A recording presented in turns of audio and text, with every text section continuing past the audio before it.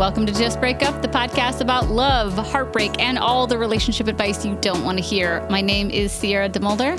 And I'm Sam Blackwell. And this week, we're going to tackle topics like curiosity about our partner's past relationships, enjoying what you have or shooting your shot, and breaking heteronormativity as queer people. But before we begin, we just want to give you our Surgeon General's warning, which is that Sierra and I are not licensed mental health practitioners or relationship advice givers in any way. We are just two people who've been through the ringer a number of times and want to bring our hard lessons to the masses. Whoa, the masses. The masses. Yeah, this is all to say Sam and I are not professionals. We are not trained or accredited in giving relationship advice, nor are we mental health professionals. So please take this advice as you see fit in your life. We are just here to offer our humble musings to hopefully shed some understanding and maybe some laughs in the incredibly rewarding, but mostly confusing experience that is love. All right, this week's check-in topic, because this is the last episode of 2022, I thought Sam and I could share our biggest life lessons that we've learned this year. You know, we all learn, I feel like the title Life Lessons feels like really big and important. But we kind of all learn life lessons all the time, even if they're small revelations, even if they're just something we heard on a podcast or something we learned in therapy or whatnot. So I always love hearing what people like pull out of their year, you know, as something that really stuck with them in their process of life and learning. So I thought we could do that today. Mm-hmm. Yeah, I think that sounds like a great idea. So what are some of the life lessons that you've gleaned in 2022? I think the first one that comes to mind, I had a really wonderful year and a very challenging year. I had a wonderful year because my daughter was born and I became a parent, and that has changed my life in so many ways. But something that I've had to work through in therapy is my birth experience, which was very traumatic. Mm-hmm. And I don't want to necessarily get into the details. I sort of just want that to be mine and my family's. But something that I've worked through in therapy and have had to tell myself is, and this sounds so silly and elementary, but it's bad things happen to everyone. Mm-hmm. Mm-hmm. And it's not some sort of karmic math playing out. You know, I worked really hard to have a different birth experience. And then when it unfolded the way that it did, I just kept thinking like, of course it would happen like this. Of course it would be difficult and not what I wanted. And of course, there would be struggle and whatnot. And it felt like it was something that was like my fault. Mm-hmm. And I remember having this revelation in therapy, which again sounds so silly, but it was like, oh, like lots of people have bad birth experiences, you know, like lots of people have this happen to them and they didn't do the XYZ things that I think that I did, or they did, and it also happened to them. You know, like I had to sort of separate myself from what happened and just remind myself that this happens to everyone. Like I'm not special. I'm not bad enough that I'm special. You know, that's what I needed to work through, is that what happened to me, isn't unique, nor is it a punishment from some like karmic being who thinks that I don't deserve to have the birth experience that I really worked to have. Mm-hmm. So that's what I'm carrying with me into 2023. Yeah, that's a big one. Yeah, sorry. No, I just like, you know, it's like one of those things where the worst thing that you don't expect to happen happens, and then you have to like figure out how to process through that, or like hold that in a way that is appropriate to its size, right? Like it was big and tragic, and also it doesn't tell a broader story about anything in particular, right? Yeah. Yeah. And I feel like it sounds very elementary to be like, bad things happen to good people. But as somebody who really struggles with shame and feeling shame physically, it's hard for me to not equate something that happened in my body as like my fault or something that is like shameful about me. Yeah. In fact, like the reason why I don't want to share my birth experience is because I think I'm still like embarrassed and ashamed of it. Sure. You know, like I don't even like talking about it. But just reminding myself that like, I'm not unique in that. I'm not unique in the fact that I had this bad experience, and that those bad experiences that happened to me and everyone around me, I would never look at, you or a loved one or a stranger even and say, oh, well, that bad experience happened because of X, Y, and Z. You accrued this, you deserved this. Just sort of trying to like really feel that in my body as I move forward and move on. Yeah. That is a what big about one. you, Sam? Yeah, right. Mine is that all things end.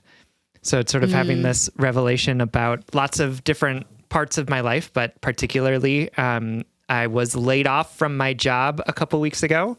And it was a job that I was like, I could see myself doing this for the rest of my life. And that didn't happen. So I think just sort of this idea of not necessarily like needing to be hyper vigilant about like the fact that like things can happen or things end, but more so just this idea of accepting the idea that everything is what is the word that I'm looking for? Transient. That's not it. Finite. Yeah. Everything's finite. Yeah. Everything, sort of comes and goes and ebbs and flows in different ways. And I think that a lot of us, and I'm speaking for myself in this too, is that like being the idea that there like won't always be something there to save us is like really hard to grasp or like hard to hold on to. Like the idea that like nobody's going to step in and to like change the outcome of this is kind of hard for me to accept as somebody who like generally likes to have like abiding faith in the world. So trying to navigate both this idea of like, I can have faith that things will work out all right, while also recognizing that like my comfort is not guaranteed. Right. And like, holding both of those things as true, right? Like this next phase of my life might be really uncomfortable because I'll have to make particular sacrifices or do things that may not be like what I envisioned happening. And I'm doing that in service to the idea that like things will work out. I will be able to find something and do something that's going to be able to support and sustain me and my family. So yeah, that's what I've been learning. This is a recent lesson, but I am actively learning it in this moment. So it's very top of mind for me. Yes, definitely. That's powerful. See, I knew this was going to be a good check-in topic. So let us know, what is your life lesson of 2022? Send us a message on in the DMs, post it in the Facebook group. I'd love to see a conversation going around so that we can all continue to learn from each other. Absolutely. All right, let's get into our letters. So our first letter comes from Comfort Queen, whose pronouns are she, her, who is writing from the motherfucking cold Northeast. So this must be cold over there.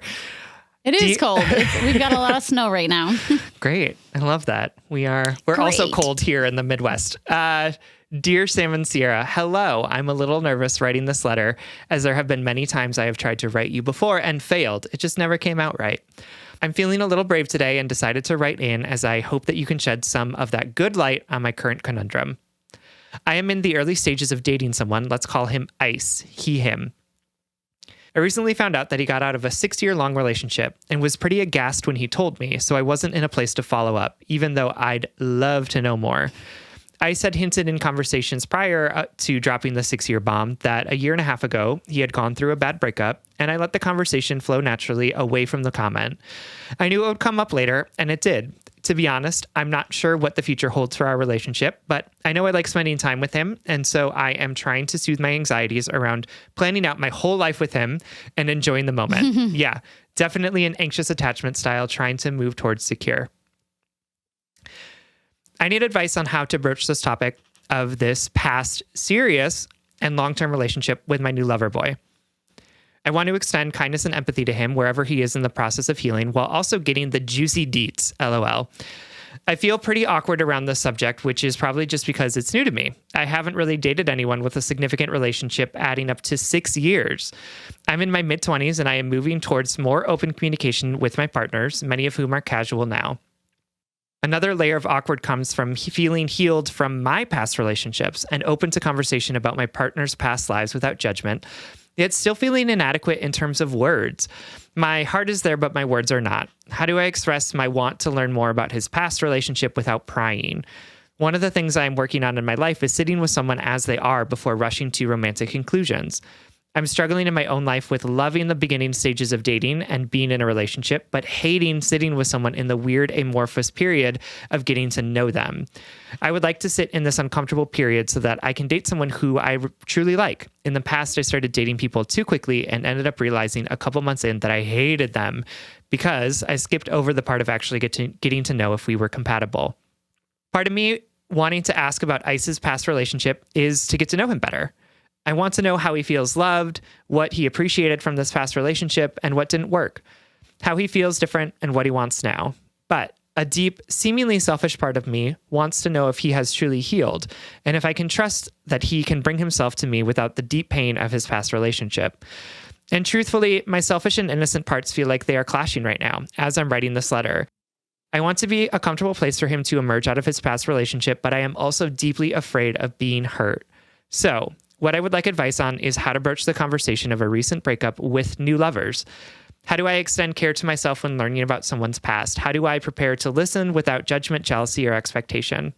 I would love to hear any advice on this, and maybe it's not as complicated as I'm making it out to be in my mind.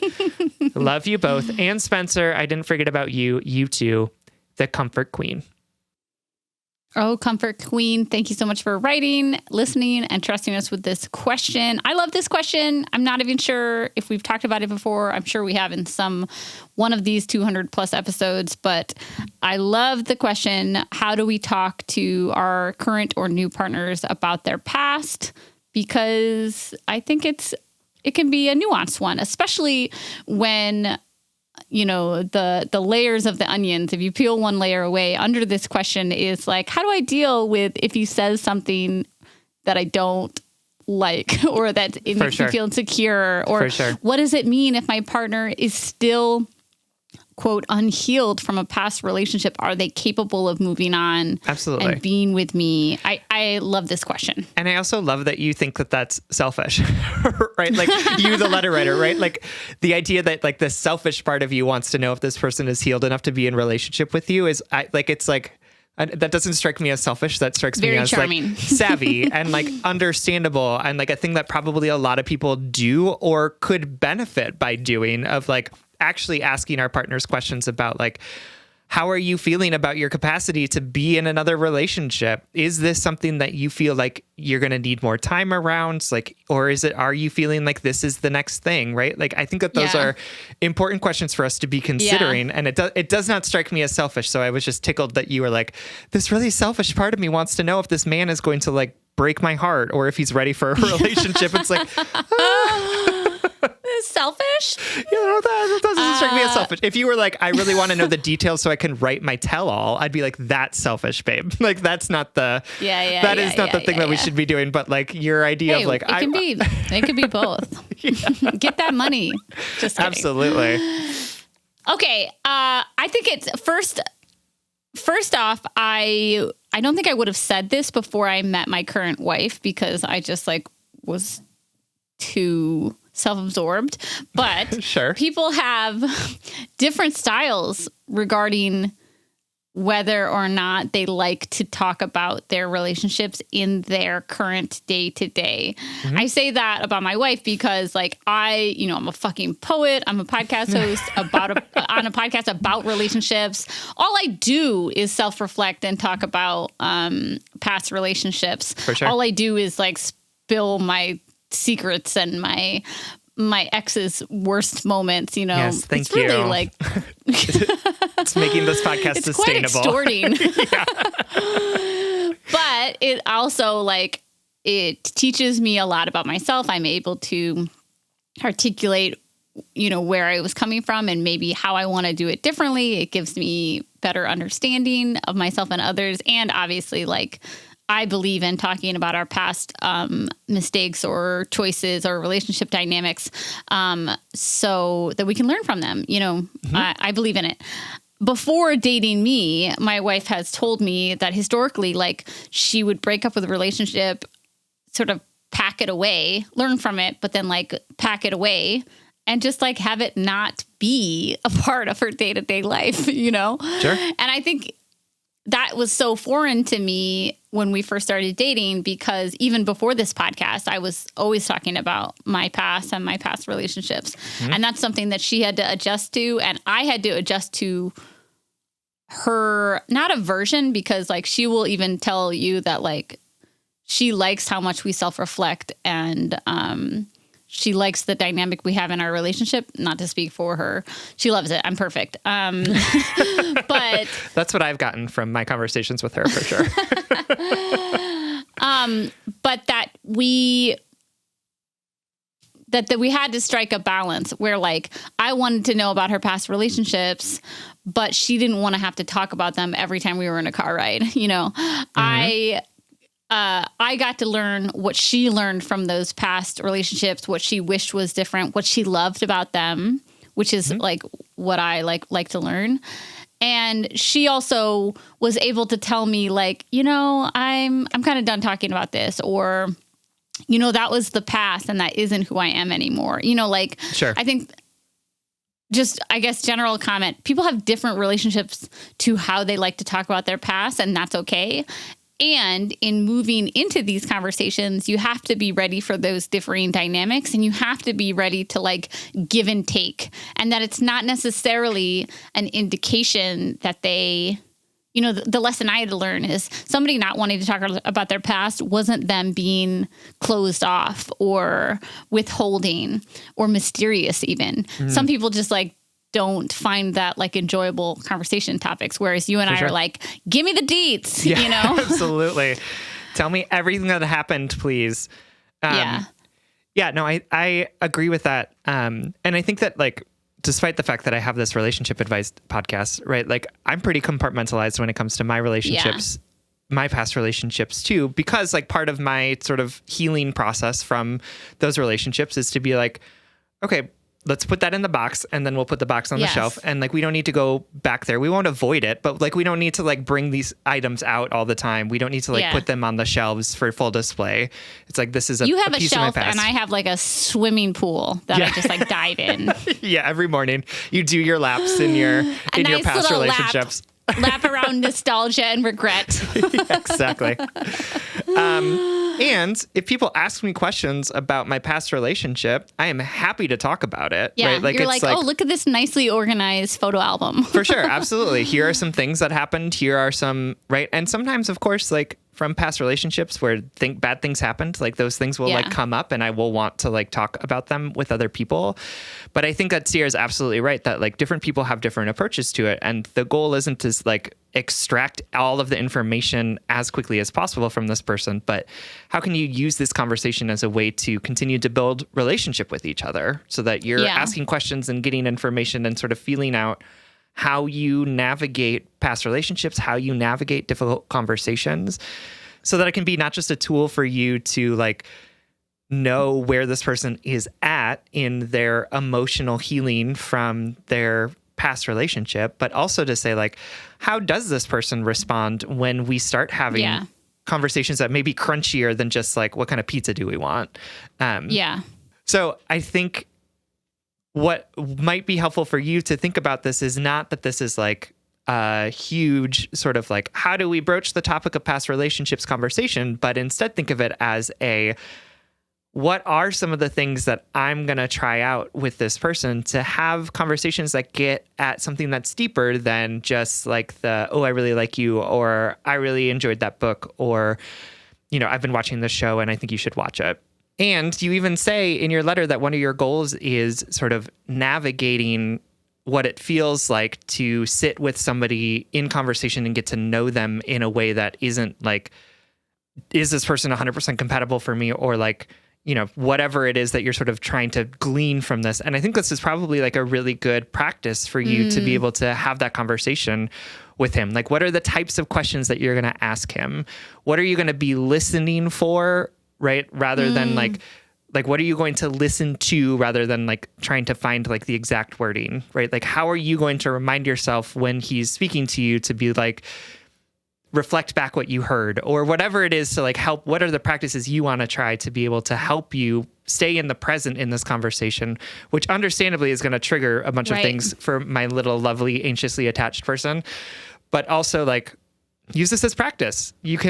This is like a multiple different ways that you can like help yourself out through having this conversation with him. You're so right. I'm thinking like what you just said made me think, how are you going to listen openly instead of listening for something specific? Like right now you're like, oh my God, is this person healed enough? Or like, are they still in love with their ex or whatever? So we go into these conversations with a little bit of an ulterior motive, right?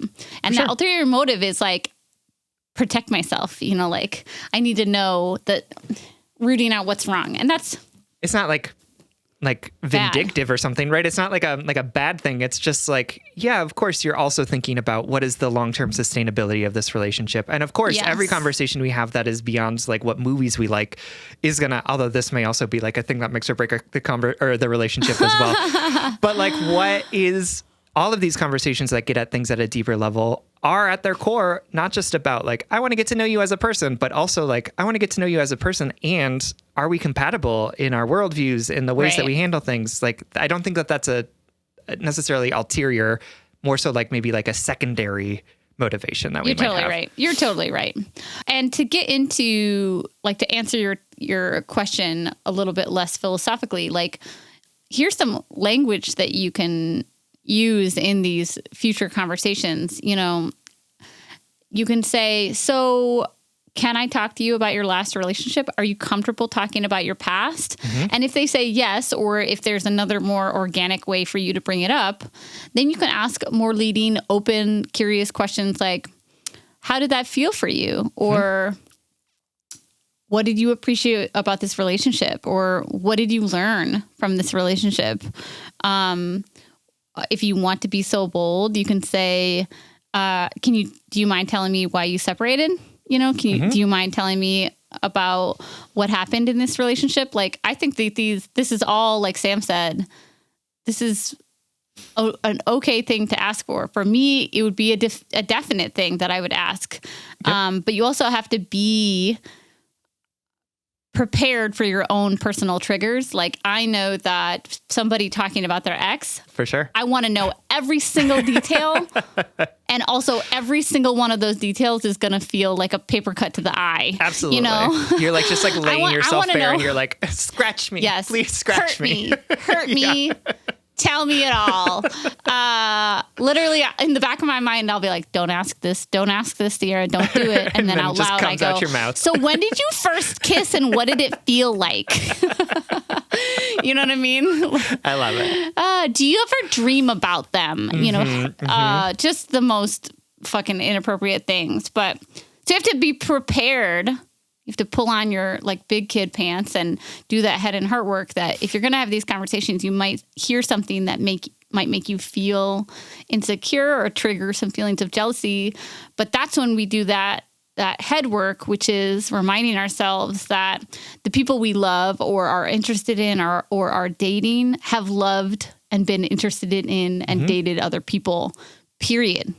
Yep. The person you love has loved someone else, most likely. Right. Mm-hmm. And that's uncomfortable. And we just have to sit in that. Like, there's no changing the past. The past brought them to you today. And whatever form that past showed up in, it is immovable. And there's also something like honorable in it, that it did bring them here today, that they did break up with that person, or the person dumped them. And maybe that's hard, that they're still getting over it, but they're still here today with you. So in these conversations, you have to strike this balance of, like Sam said earlier, like openness, not just listening for, but listening to. And how can you stay present while talking about the past? How can you remember that they might be talking about somebody they loved once, but they're here with you today in the now, in the moment. Mm-hmm. Absolutely. And those things that you can do to stay in the present might look like repeating to yourself something about like, his past isn't about me, right? Like reminding you of yourself, even as you're like hearing things, right? Taking deep breaths, keeping your feet on the floor, and also like knowing your own limits around how deep into this discussion you want to get as well, right? Yes. Like, oh my God. Yes. I think being able to offer to him, right? And you can say like, and you can say no to any of the questions that I'm asking you, right? Or if you're like, I don't want to talk about this anymore, let's talk about something else. And you could offer that sort of same care to you as well, where you can say like, actually, you know what? This is like bringing up some things in me, not in like a way that needs to be fixed in this moment, but just in a way that it's like, I know if we keep talking about this, I'm going to start telling myself stories about what's going on. So I appreciate all that you've been willing to tell me about this, and let's talk about what we're going to get for dinner or whatever it is to sort of pivot to. But I think sometimes, especially my lovely little anxiously attached folks, is like, once you start, it's like really hard for you to off ramp. Paper cut to the eye, 1,000 paper cuts to the eye that I literally ask for. Yeah, absolutely. So like, it's like you're going to a theater, right? Like, where are the exits? Like, sit down, be like, okay, this is the out if we need it. And then decide when it's too much and like how you're going to get out of the conversation. Yeah. Sierra's sighing because she's like, oh God, I need to learn how to do this. No. in the trenches with you. All right. Well, I think that answers your question to the best of our ability. We hope that this helps, and I say, go boldly and consensually and openly into these conversations. I think that there's some things to be learned about each other in them. Absolutely. Thank you so much for writing. We love ya. All right. Our next letter comes to us from Cautiously Hopeful Romantic, whose pronouns are she, her, and who is writing to us from The Void. Hello, my favorite Sam and Sierra. I've added another pickle to the jar of chaos that is my life and would love your perspective. Love that. I, 31 she, her, am in the midst of a very lovely friends with benefits / situationship with someone I've known for over 10 years, 30 he, him. We have a great communication, great sex, and enjoy spending time together. This new aspect of our friendship developed over the summer as I was having a hot girl summer, and it also happened to be the first time both of us have been single over the course of our friendship. Well, joke's on me, because despite my best efforts, I went ahead and fell in love. I've never experienced this level of comfort and tenderness with another person. I don't know if it's because we've known each other for so long or just because it's my first time seeing this side of him, but it definitely doesn't feel like I'm just having casual sex with a friend.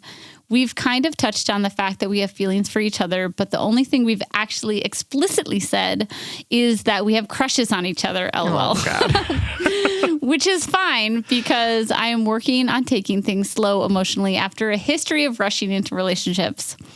And now here's the issue. He just found out that he's moving to a neighboring state in January or February for basically his dream job. I'm super excited for him because this is an amazing opportunity, but pretty gutted that this is happening now while we're in this undefined territory. Part of me wants to shoot my shot and see what happens, but obviously there are a lot of what ifs in this scenario. We'd have to be long distance, and then if things end up working out, I'd be open to moving, but I also just started a business, so there would be some barrier time-wise. But also, it seems crazy to even consider that possibility since we're not even in an established relationship at this point. I'm more inclined to take that risk since I do have such a long friendship with him, but it is still a risk. Should I just enjoy the time we've got together in person and hopefully preserve our friendship? Should I shoot my shot now so that we can try to figure things out before he leaves? Should I let him go and get established and see if my feelings are still there and then try to start something? I just really love this man. And based on the way he treats me, I think he loves me too. And I think we would be really great together. But I also don't want to stand in the way of his dreams or risk the life I've been working so hard on building for myself. Grateful for any insight you can offer and super thankful for all that you do. Love, cautiously hopeful, romantic. All right, Sam. You know I'm the queen of shoot your shot. You are the queen of shoot your shot. So you know what I'm going to say here. I do know what you're going to say. Absolutely. When I read this letter before giving it to you, I was like, Sierra's going to say shoot your shot. Okay. I don't see any con here. I don't either. I'm with you. Shoot your shot, babe. Okay. Go for it. Yeah. This is why I'm queen shoot your shot 90% of the time. That's really not true. That's an exaggeration. But like in a scenario like this, you're literally saying, wow, we've been friends for 10 years. We have great sex, great communication. We really like each other. Everything's going really well. Mm-hmm.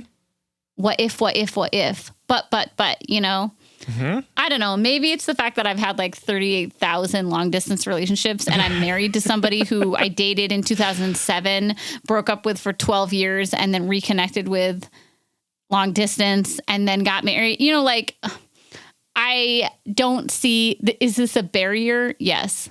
Is this a reason to not shoot your shot? Yeah, I mean, I think 100% you should try it. I think everything that you've told me about how this relationship is functioning seems great, right? Yeah. I mean, even just the fact that you've maintained a friendship with each other for 10 years, and have navigated like being friends with benefits in that as well. Like, it's just like, okay, cool. Yeah. It sounds like y'all are compatible in a lot of ways.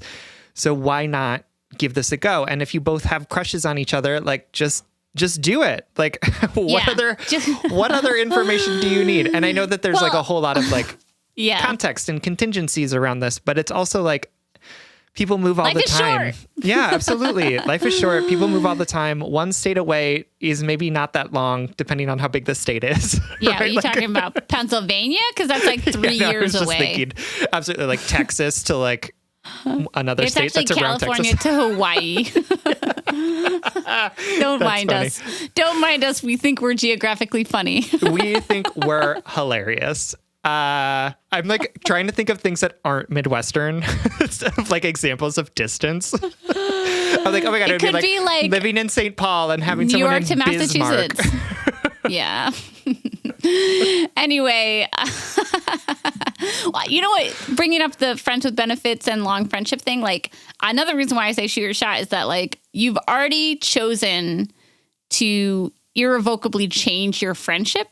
Do you know what I mean? Like I'm not saying that friendships end with sexual relationships. I don't think so at all, but they do change them, you know, and then you have, even if you stop having sex, then you have to change them again. It requires like a conscious evolution, and you've already agreed to that. You've already agreed to have this evolution. So you're not going back to the original friendship. It will be a new friendship if he says like, no, sorry, I don't want to be with you. So change is inevitable. Everything ends, like Sam says. We talked about it. We talked about it in the check-in. Yeah, absolutely.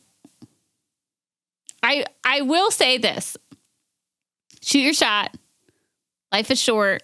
2022 coming to an end. 2023 could be the year of DTRing. What is it? Yeah. Determining? Yep. No. Defining the relationship. Long distance relationships are easier than ever. And another reason why I wanted to answer this letter is if he says no, or if you decide this is not the next evolution of your relationship that you actually want, I want to like pose to you and our Just Break Up community if we could do this mental exercise of looking at this relationship as something good, regardless of how long it lasted. Is there a way for us to categorize this in our hearts and in our minds regardless of what he says, regardless of what this relationship turns into, is it possible that this could be a good thing whether or not it continues? We prioritize culturally, we prioritize long-lasting monogamous relationships over anything else, right? Absolutely. We make them as the success bar, that if you've been together 50 years, it's success. If you break up, your marriage or relationship failed, we use those words, and that totally throws off the scale at which we can quantify good relationships for our lives. A good relationship could be it could be a situationship, friends with benefits, relationship, fling with a friend that never was DTR'd, that never turned into a marriage or a partnership or a long distance relationship. And it could be a great thing for our life. For sure. Yeah, absolutely. And I think, not to disqualify the potential hurt that comes from relationships ending, right? Like, not to say like, oh, a breakup's a good thing. You learned a lesson, right? But instead, like, absolutely, we know that like the fear of getting hurt, the pain of getting hurt is hard and is challenging. But I think I'm thinking about that Tia Mowry quote around like, my breakup was sort of felt like a graduation. And I think that can be something for you too, right? Where it's like, if you shoot your shot in this relationship with this person and it doesn't work out, like, yes, it will hurt and it will suck to have lost a friend. And like Sierra said, though, that relationship has already sort of fundamentally changed. But it is also like learning something about whether or not this relationship is going to work is a helpful thing for you to know so that you can make decisions based on that knowledge, right? So like, yes, totally. If you shoot your shot and you're like, this doesn't work out and we can't do long distance and all of that and the friendship ends, like it's a lesson to be learned that this relationship wasn't going to work for you. And so you need to be spending more time and attention somewhere where it is going to get to a point where it is sustaining you and is the relationship that you're looking for. So yes, absolutely. It's scary. The potential for hurt is absolutely there. The potential of loss is absolutely there. And there's also a lot to be gained in this by shooting your shot, because best case scenario, you're in a relationship with a really cool guy who you have known for 10 years and have been friends with for 10 years and like are really compatible with in a lot of ways. Hot. Right? And like worst case scenario is that like you lose this friendship and you now know that this wasn't a place for you to spend all of the time that you would have invested in it otherwise, right? Yeah. You get to do something else with it. And Sam said earlier, like, is there potential for hurt here? Absolutely. Guess what? There is every day. There's a potential for hurt. Choose not to shoot the exactly, shot. Yes. But yeah, like go for it. Go for it. And let us know how it goes. Go find that joy in yourself, by yourself, and with other people. Absolutely. All right, my darling. Thank you so much for writing and trusting us with this letter, and good luck shooting that shot. Absolutely. Please let us know how it goes. We love you. I always want to know. Me too. All right. Our next letter comes from Lost New Queer, whose pronouns are she, her, who is writing from off the edge of the map, there be monsters. And it turns out those monsters are me. Dear Sam and Sierra. That's got to be a reference for something that I don't know. I think, yeah. Old maps used to have like this way be monsters when they like didn't know what was beyond the ocean. Cute. Yeah. But you're not a monster, New Lost Queer, I promise. Okay, to get into this letter, I am a 30-year-old cis woman, she, her, who has very recently begun doing the critical work of actually looking at my sexuality and figuring out what I want and need. I am fluctuating between bisexual and pansexual, I think, but it's hard to know and none of it feels familiar yet. Right now, I feel the most comfortable identifying as queer, which just feels wholly true. Congratulations. What's been heavy on my heart lately is the awful reality that I can and have hurt people along my journey. For a bit more context, I have been attracted to both men and women for a long time, but I always blew off my attraction to women as purely sexual desire. I went as far as telling my roommate that I would love hooking up with a woman, but I can't imagine ending up with a woman. It wasn't until this past year that I confronted this in any meaningful way through the help of a book club with some incredibly supportive queer and straight friends. I learned more about bisexuality and what it means to question your sexuality and give yourself space to explore it. This left me with the question, so you don't see yourself ending up with a woman, but why? Really, why? Think about it. Who taught you that? Do you still want to hold on to it? I slowly started to realize that the only reason queerness still seemed like a non-option was that I had never considered it one. I had enthusiastically dated men and considered that proof that I was a happy heterosexual person. The more I thought about women I was attracted to and connected to, it slowly dawned on me that maybe this really was something I wanted.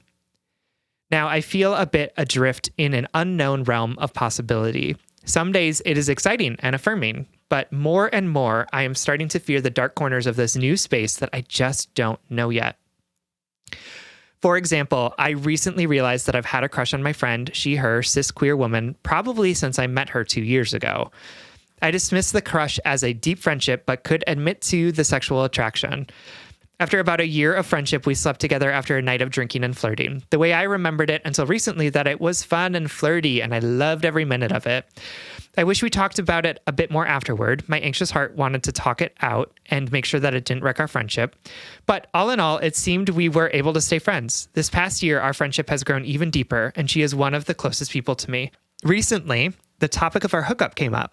It started off a little silly and playful, but then transitioned into her sharing with me how it was really hard for her because she felt that she had been used by me. After our hookup, I didn't take the time to think about what it all meant for me. I enjoyed the sexy fun times and then closed the book. The problem is I kept flirting with her in small ways and building up her hope little by little that I was actually interested in pursuing something. The sad thing is I probably would have been interested in this if I had actually looked deeper than my sexual attraction. By refusing to dig deeper, I had the luxury of just enjoying the sexual parts of our connection while I was burdening her, my kind, loving, open-hearted, vulnerable queer friend, with untangling the emotional side of it all. Yes, she could have talked to me about this, but I was making her feel so small, and that doesn't encourage more vulnerability. During this last year, I was in a relationship with a man for about 10 months. We have since split. And she said during this time, she felt really safe around me because she knew that I wouldn't be at risk of my cavalier flirting. This devastated me to hear. All of this has sent me spiraling. I know I still have some feelings for her in some way, but I don't feel like I deserve to. The scared part of me feels like I should vacate her life because she deserves people who celebrate her, make her feel special, and don't mess around with her. I know I didn't do any of this on purpose, but it terrifies me that I was able to hurt someone I loved by turning away from my own self-examination for so long. And even now that I'm in it, I have fears that I am not queer enough, that I have next to no experience being a partner to other women, that I'm going to fuck up again, and my tangled, messy, buried, uncharted identity is going to explode on someone else in ways that I can't even predict. Even last week, I went on a date with a woman, and during a story about her ex, I automatically asked if he had a car, to which she responded, yes, she did. I've never been so disappointed in my heteronormative brain, and that must have hurt her to hear, made her feel invalidated in some way.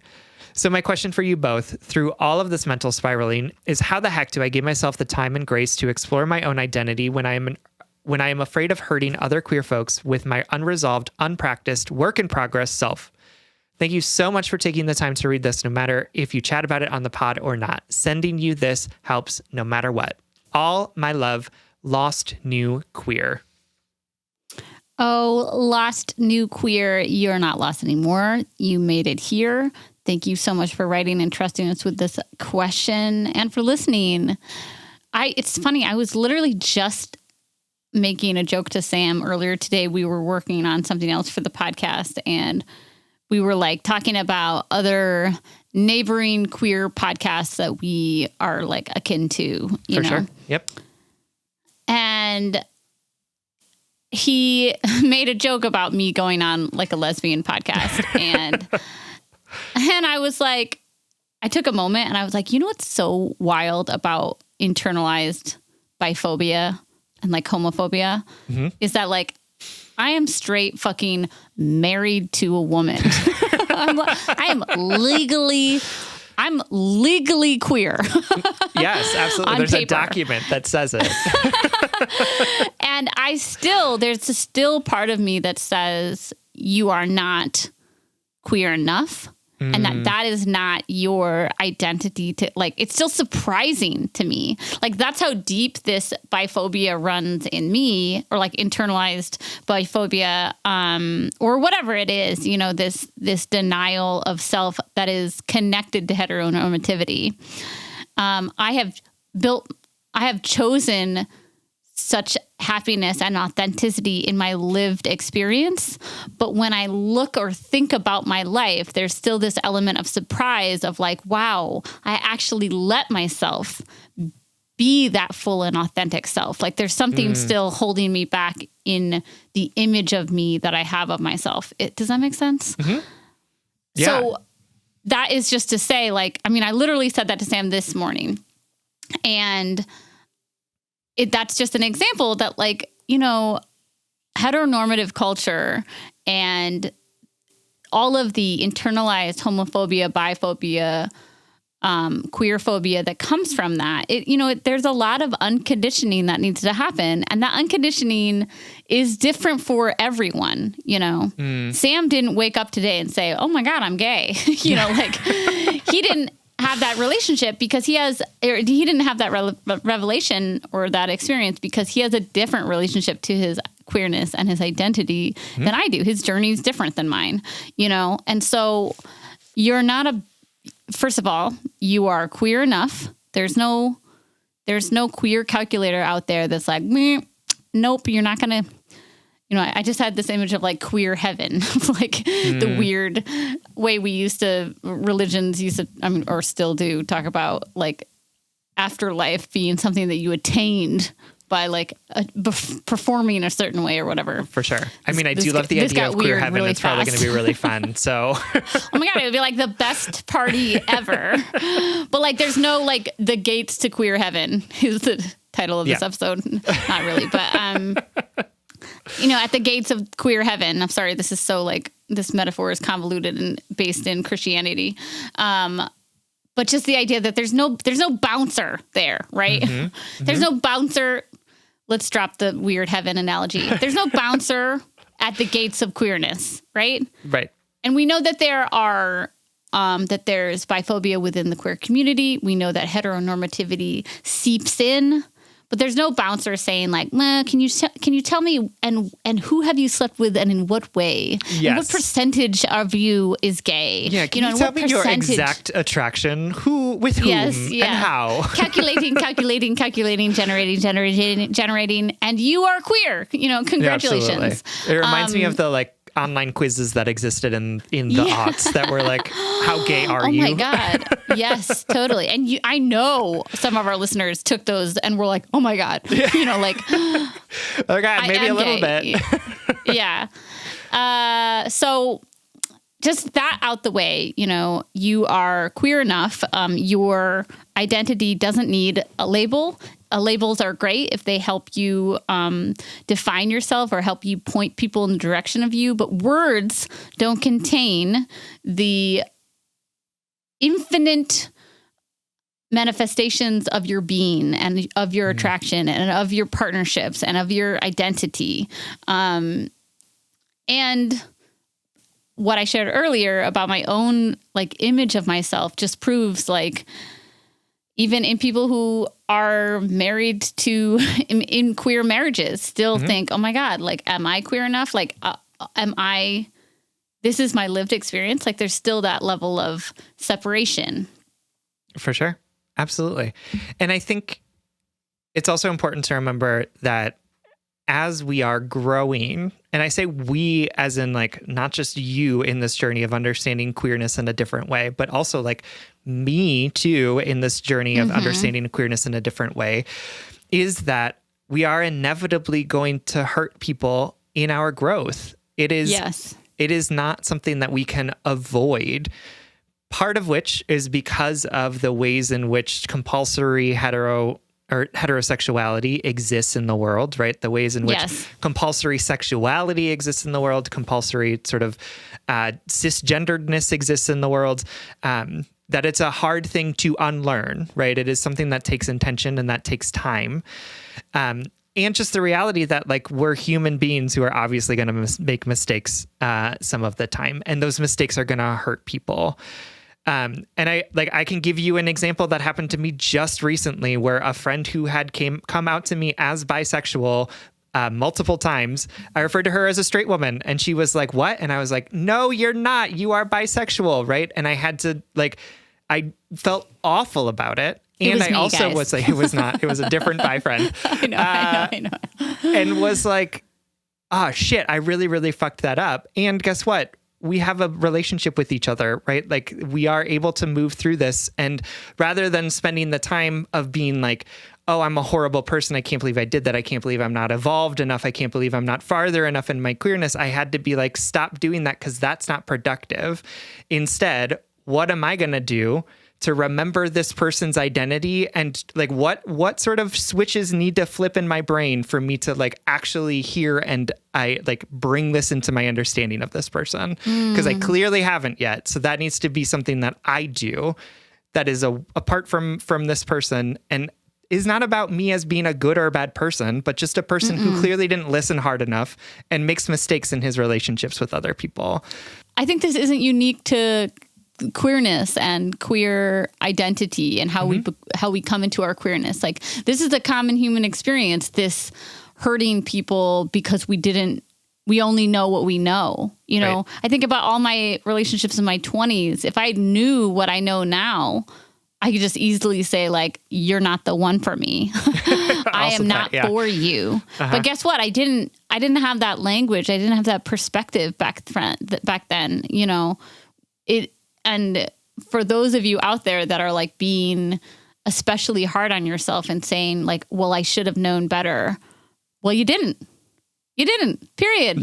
Like, absolutely. Like, and it might've been like a stupid, obvious thing. Like this example you just said, Sam, like thank you for sharing that, because it's a perfect example of just a mistake that happened because you weren't quite there yet. You hadn't quite actualized that in your brain. You know, I think oftentimes we're like, oh, well, I should have known better, or like, I do know better, I should have done differently. That's like an impossible standard that we're holding ourselves to. And sometimes we do need that extra experience that unfortunately sometimes hurts people or whatever to finally cement it. Like, are you ever going to deny that person's sexuality again? Never. Right. Because you had that experience, right? And I also want to say to this person that you went on a date with, that you misgendered their ex, you said, oh, I feel like I invalidated her and I must have hurt her. Like, did she say that? Did she say that she hurt you, that she was invalidated by you? Because it's okay to make a mistake.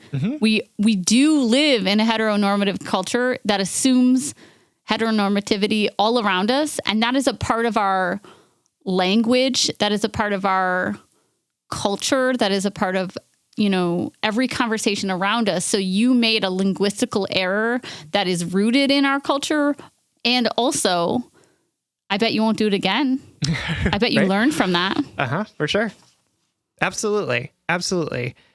And I also think that, like, even going back to your experience with your friend, where you sort of were exercising this, like, this learning with them, is that we hurt the people that we love sometimes, right? Like, we hurt our friends when we do things that aren't in alignment with how they see us or how they want us to behave.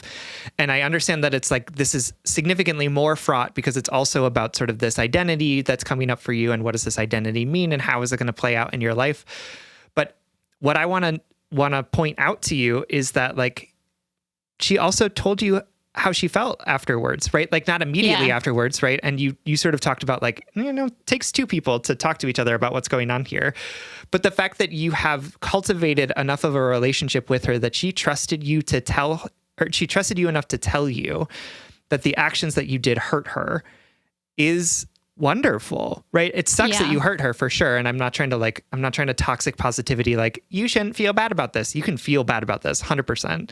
And the fact that she trusts you enough to say, this thing that you did was hard for me, and I trust you enough that you're going to sit with this, you're going to hear it, you're going to hold it, and you're going to do things differently, is a mark of the fact that you have developed a good relationship with her, a trusting relationship with her, a vulnerable relationship with her. And maybe it wasn't always that way. Maybe a year ago, it was much less vulnerable because you were less capable of being vulnerable in it. But look how it's changed. Look how it's adapted, and look how strong it has become. Because when people I don't trust hurt me, they don't know about it, right? Like that's my experience. They don't. The people who hurt me, who I trust, know about it because I know that they're a safe place for me to confide about this. They're in the arena, right? As Brene Brown would say, they're in the arena with me, so I can trust them with this information. So I know that it's really hard to know that you caused this hurt to this person. And I want you to feel that hurt and sort of recognize that the actions that you took did this thing. And I also want you to hear what your friend is saying, which is that she was able to come to you with this information and you were able to receive it and hear it in a way that doesn't harm her again, but that like respects her experience of it and committing to do something different. Yeah. And I also want to say that it's okay for other people to have complicated feelings about us.